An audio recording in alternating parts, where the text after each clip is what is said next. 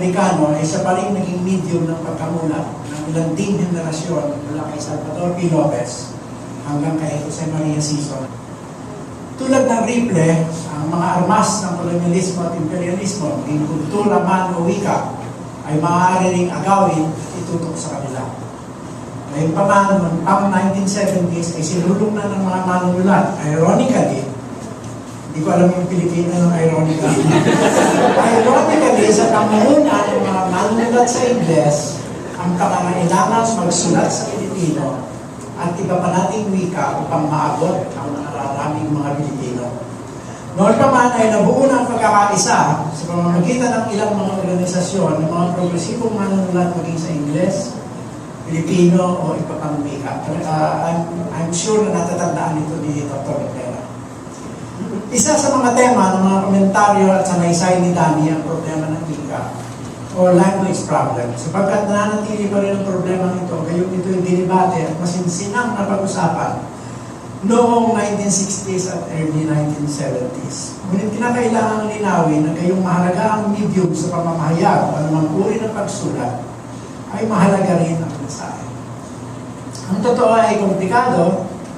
Sabi nga sa Facebook ay it's complicated.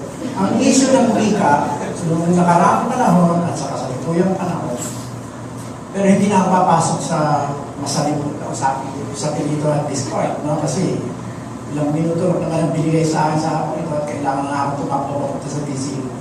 Anyway, karamihan sa mga komentaryo at sanaysay sa mga aklat ni Danny dito sa dalawang librong nire-review ko ay unang lumabas sa Pinoy Weekly at Tulatla. Siya ngayong dalawa sa mga kumakatawan sa tradisyon ng alternatibong pamamahayag o alternative journalism. Karaniwan ang inakala ng marami na ang alternative journalism ay ipinanganak noong panahon ng martial law. Pero ang totoo ay mahigit 100 taon na ang tradisyon ito na para sa akin ay ang tradisyon ng tunay na pamamahayag na Pilipino. Ang alternative journalism ay masasabing nagsimula pa sa Diaryong Tagalog ni Marcelo X. del Pilar kung saan in-expose na ni Claridel ang paghahari ng mga praile bilang alternative sa kolonyal na pamamahayag na nakatali sa pamahalang Kastila at sa simbahan. Ang La Solidaridad, ang Kalayaan, ang El Heraldo de la Revolucion at noong panahon ng pananakop ng US, ang El Renacimiento, ang Guerrilla Press noong pangalawang digmaang pandaigdig, ang We Forum at Malaya ni Jose Burgos, ang Signs of the Times, ang Liberation, ang Bayan, at iba pa noong panahon ng martial law at hanggang ngayon, ay pawang nasa tradisyon ng alternative press. Sa krisis nahasa ang alternative press sa Pilipinas at nabuo sa pagbubuo ng Filipino nation. Mula sa panahon ng revolusyon, noong pananakop ng US at ng Hapon, noong martial law sa kasalukuyan, kung kailan nangangailangan ng sambayanan ng impormasyon, komentaryo at analysis tungo sa kanilang pagkakaunawa sa pinagmumulan ng krisis ng lipunang Pilipino at kung ano ang solusyon nito. Di tulad ng dominant press, maling tawagin sa paningin ko, ng mainstream press, ang dominant press. Ang alternative press at pamamahayag ay di nakatali sa mga political at economic interest. Kaya higit nitong nagagampanan ng pag-uulat at pagsusuri sa mga isyong kinakaharap ng mamamayan. Ang pangunahing problema ng dominant press, ang balakid sa makatotohanan, patas at kontekstualadong pagsusulat, ay ang mga interes na nasa likod nito na siyang kadalasan ay nagpapasya kung ano at kung paano iuulat at kung paano i-interpret ang mga ito. Ang journalism practice ni Danny ay nasa tradisyon ng pag-uulat, pagsusuri at pag-interpret ng mga issue maging sa media o sa pangmalawakang lipunan na kinakaharap ng sambayanan. Kasama sa commitment na ito ni Danny, di lamang ang pagsusulat sa Pilipino, kundi ang maingat at masusing respeto at paggamit sa mga datos at resulta ng pananaliksik. Ito'y malaking pagkukulang sa pamahayag ng Pilipino. Yung dominant press, most of the time, kulang sa pananaliksik at kulang sa datos. Isa pang kakulangan ng dominant press ay ang kawalan ng konteksto.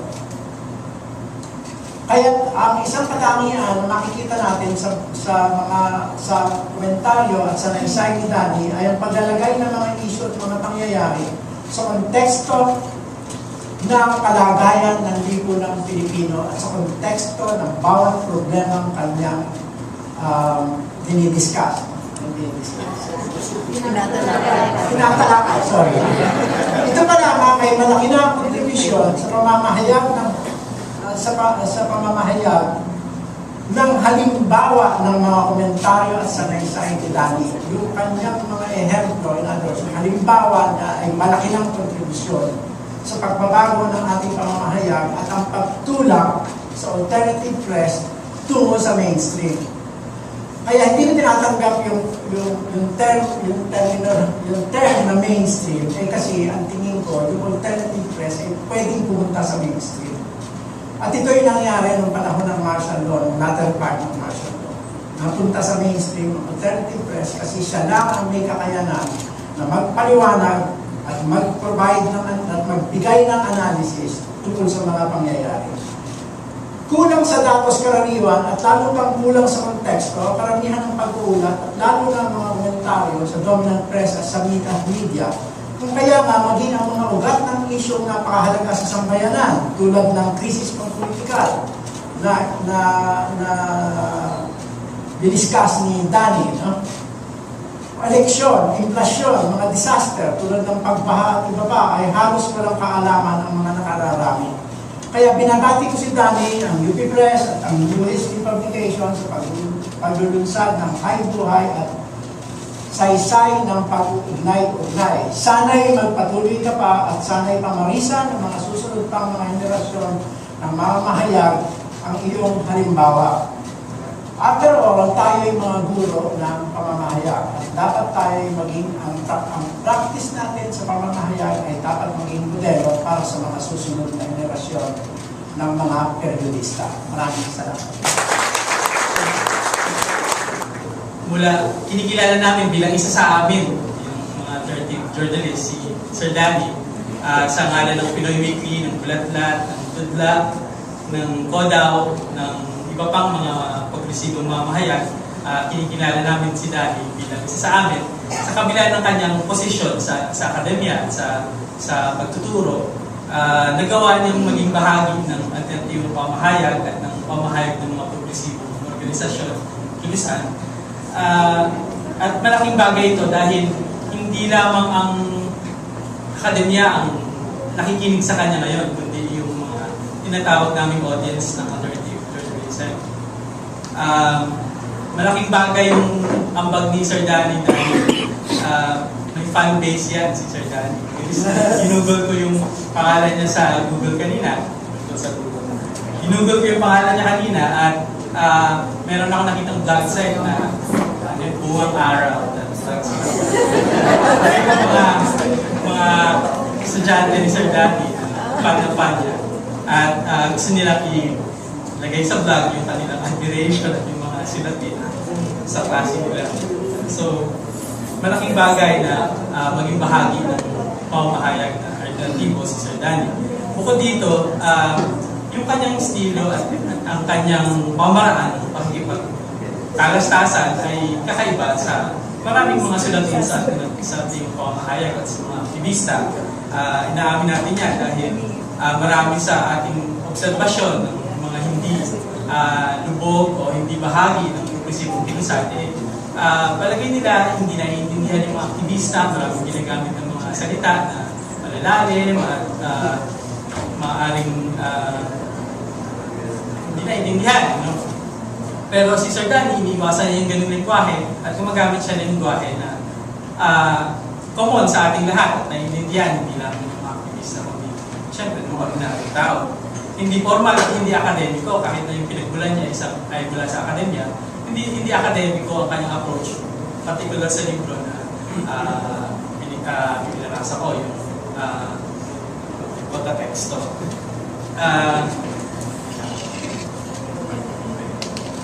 Madaling intindihin. Mahalaga yun sa mga aktivista at sa progresibong pamahayag dahil yun naman talaga gusto natin mangyari. Paabot yung mga complex na mga ideas at complex na mga pagsusuri sa lipunan sa simpleng paraan na mahirap gawin kaysa sabihin.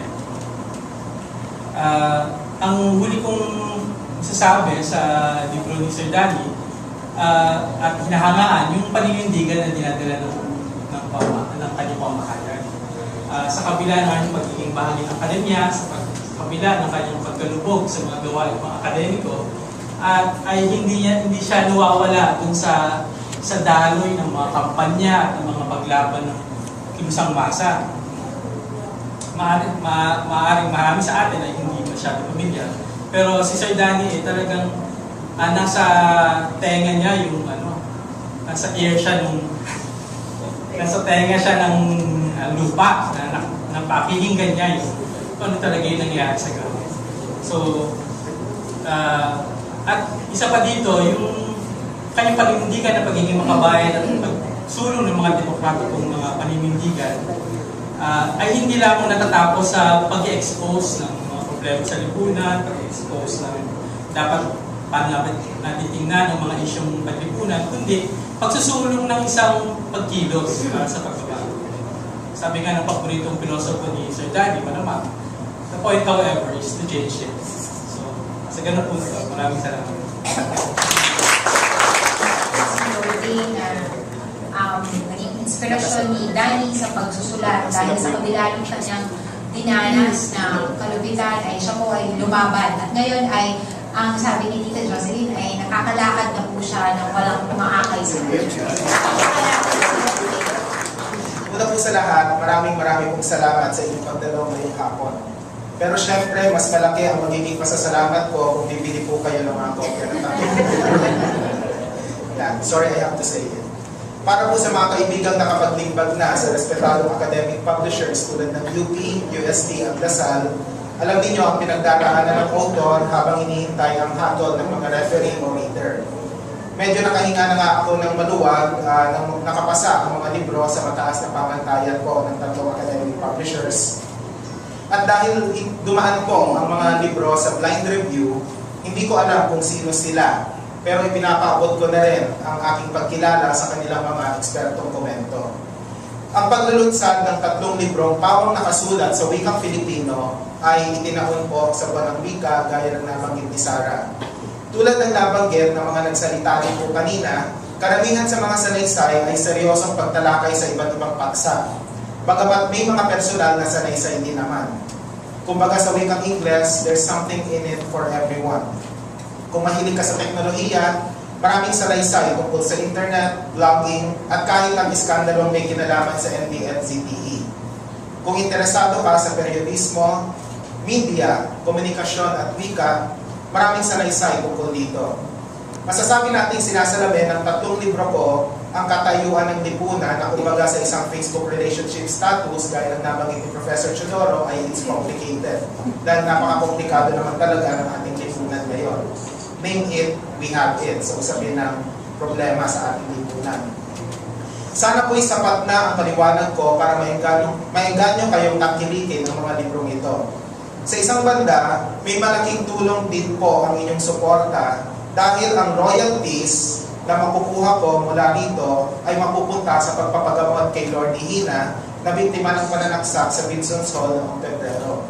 Gusto kong linawin na ito po ay personal kong inisyatiba, bagamat yung administrasyon ng UP Diliman at ng UP System ay may mga ginagawa rin naman tungkol dito. Bilang pangwakas, gusto ko pong pasalamatan kayong lahat sa ating pagtitipon ngayong hapon, lalo na syempre sa mga kasama ko rito sa kolehiyo sa kanilang pag-aasikaso sa mga technical na detalye ng aktibidad na ito. Sa uulitin, di ko maipapangakong mauulit ko ang paglulunsad ng 3 libro ng sabay-sabay, sigurado hindi ko na magagawa yon. Pero makakaasa ko kayo, magkikita pa rin po tayo sa susunod na taon. Salamat! Mabuhay ang wikang Pilipino.